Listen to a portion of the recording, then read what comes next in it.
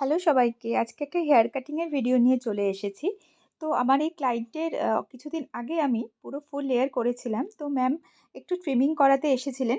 তো ম্যামের ক্রাইটেরিয়া ছিল এই যে লেন্থটা সেম অ্যাজ রেখে যাতে আমি স্প্লিট এন্ডস গুলো বাদ দিয়ে দিই।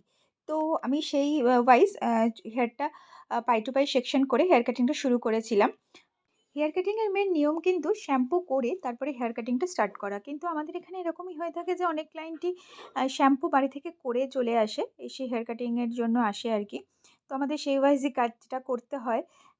তো কিন্তু সবসময় মানে শ্যাম্পু করে ফার্স্টলি শ্যাম্পু করে দেন হেয়ার কাটিং আ স্টার্ট করা উচিত আরকি। তো আমি ১ম এ নেপ এরিয়া থেকে ব্লো ড্রাই করা স্টার্ট করেছিলাম আফটার হেয়ার কাট। তো নেপ এরিয়া থেকে আমি মোটামুটি সেকশন তুলে পরপর যেভাবে লেয়ার্সটা কেটেছিলাম সেই ওয়াইজ ব্লো ড্রাইটা কমপ্লিট করছিলাম। তো ব্লো ড্রাই করার জন্য আমি একটা রোলার ব্রাশ ইউজ করছিলাম।